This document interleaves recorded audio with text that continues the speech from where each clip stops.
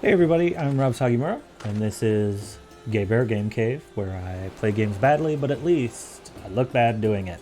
Tonight I'm going to show you some basics of the level 90 Red Mage in Final Fantasy XIV Endwalker. That's my guy right here. Look how red he is. He's very magey. It's one of the simpler classes to sort of get into, but it takes some time to figure out the intricacies, and I'm far from perfect at it. But let's take a look at what we've got going here. So first off, your main mechanic is actually your very main mechanic is switching between melee and distance. So you've got range attacks like this, and then you've got a lot of gap closers and openers, and then you've got melee attacks like that. Get out of the way. So you kind of got two rotations that filter in and out of each other, and there's a long combo sort of in the middle that you'll use. Your main resource here are these black and white mana over here. Actually, I think I got that in the reverse order. I think it's white and black, and you build them by casting your spells. You see Jolt there builds up 2 of each.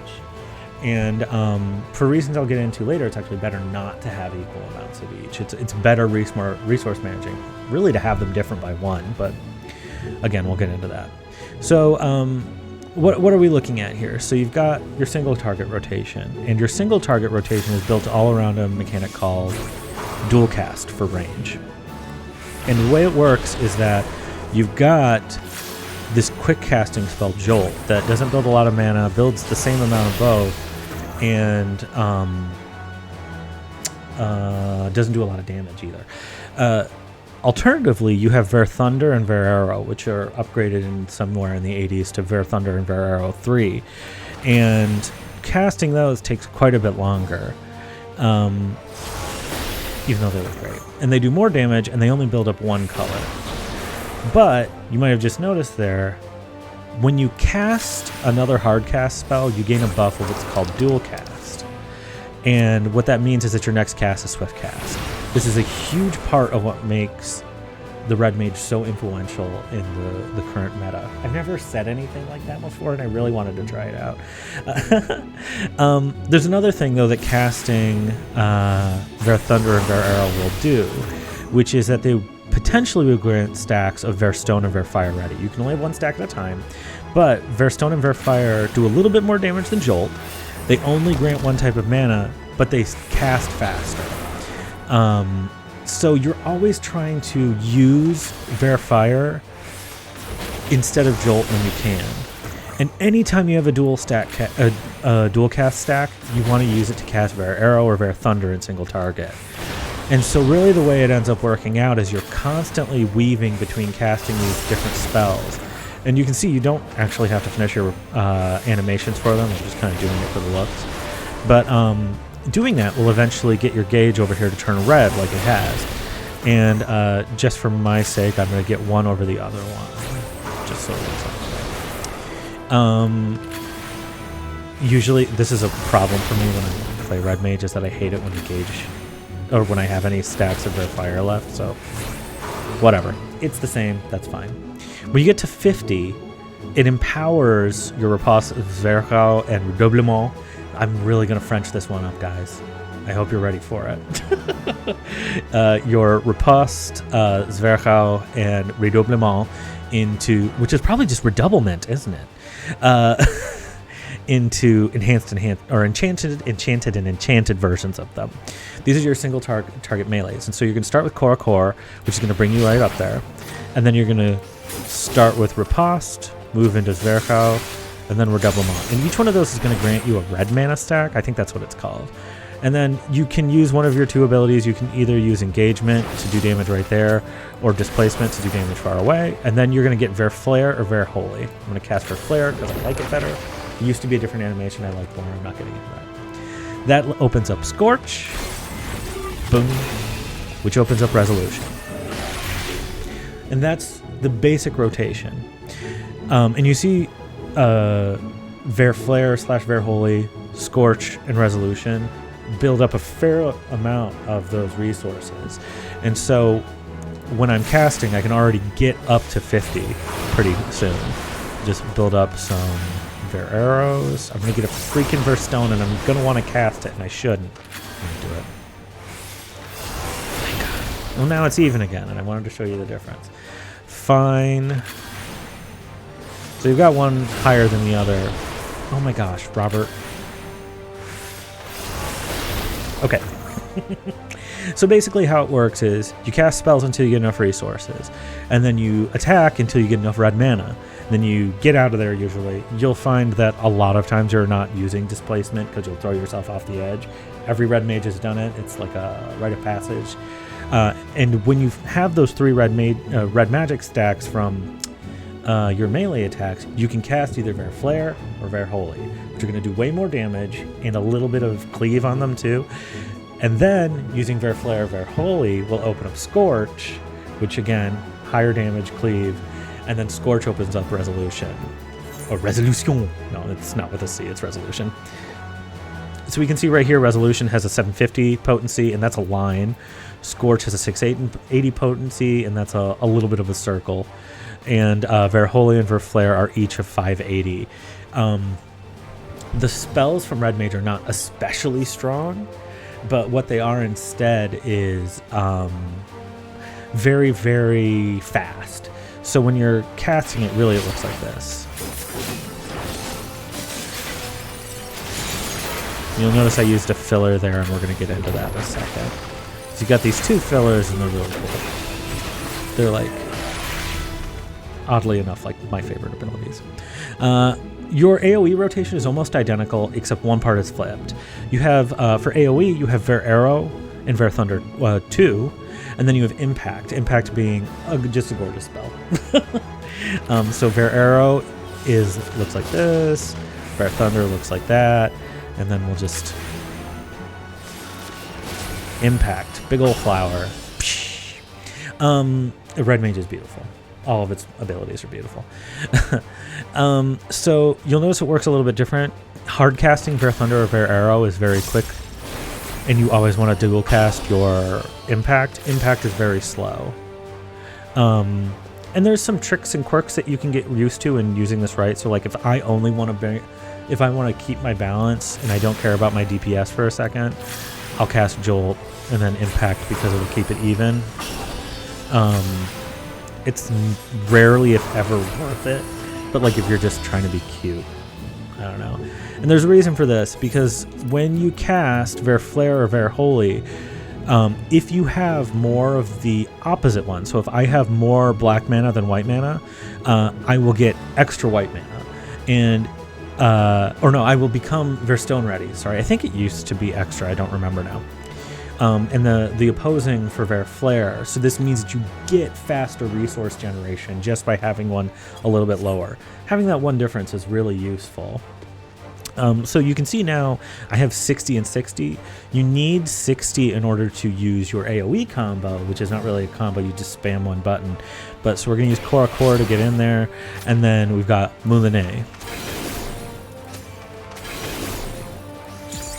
And I build up the 3. I'll displace. We've got more white than black, so I'm going to cast Ver Flare, which you see made me Ver Fire ready. Cast Scorch, and then Resolution. Big ol' numbers on that Resolution, huh?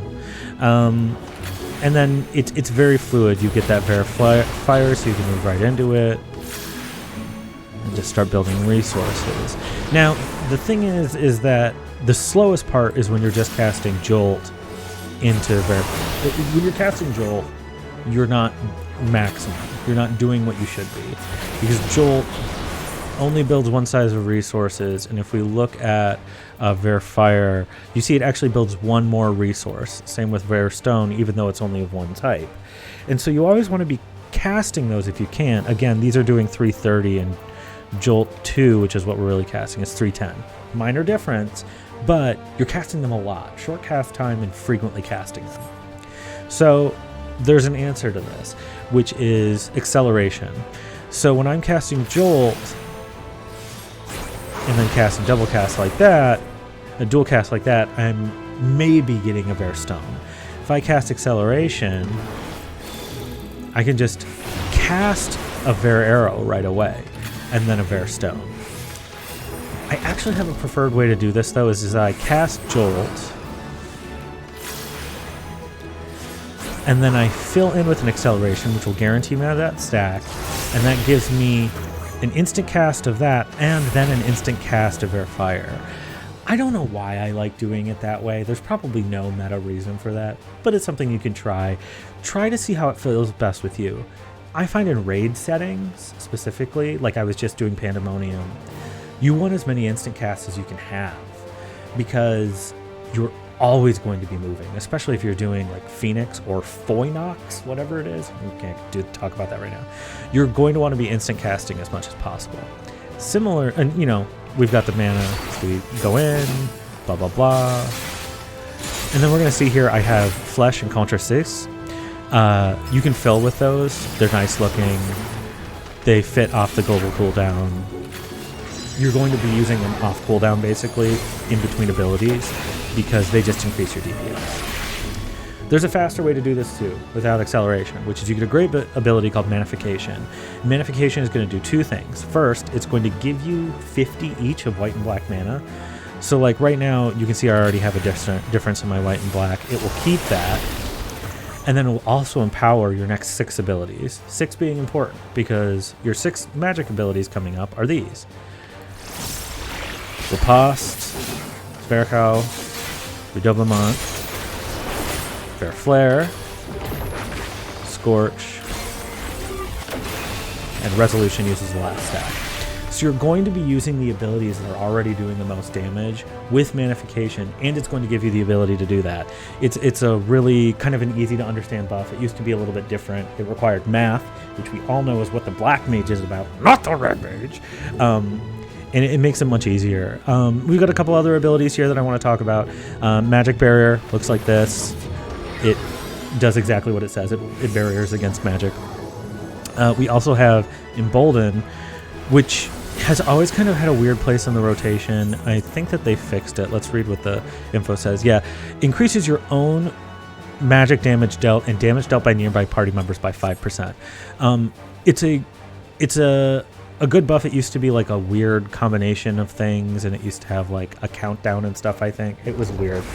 Basically, you want to use that before you cast Riposte in all the way to Resolution.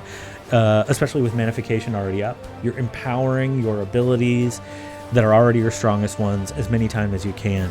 And what's it called? Embolden is on a 122nd, and Manification is on a 110-second. They almost line up. They don't quite line up. What are you gonna do?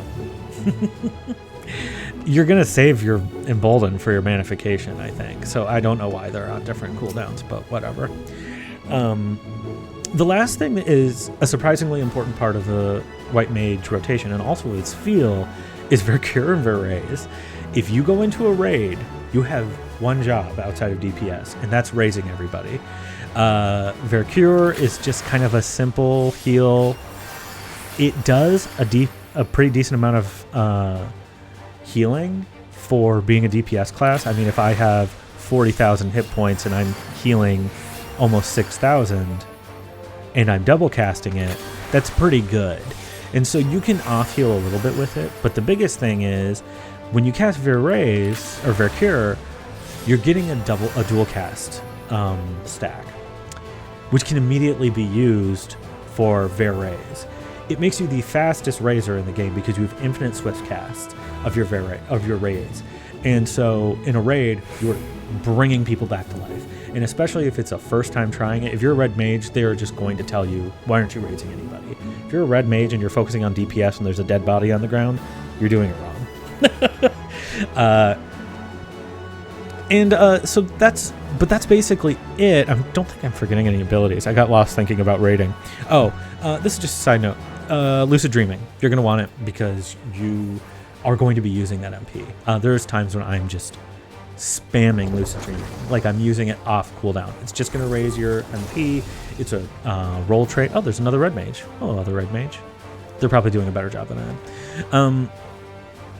You're going to use that MP specifically for raises because Verraise costs 2,400. But just one more time, just to show it off, we'll go into our rotation. It's pretend I didn't cast that. Magnification, Embolden, go forward. Actually, I think Embolden is supposed to hit when I'm up here because it's nearby party members and you want to get it on the other melee DPS when you were briefly a melee DPS. And Resolution. And that's it. Doesn't take long to learn. Very, very fun and active. You've got a lot of utility between Magic Barrier, Embolden, Vercure, and Verraise.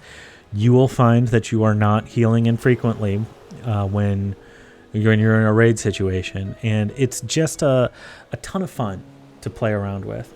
So that's basically the Red Mage. Again, I'm no expert, but I don't know. I played it for a while. At least I'm not the worst at it, right? As always, I'm Rob Sagimura. This is the Gay Bear Game Cave, and I don't think I played too badly, but I did look bad doing it. Thanks.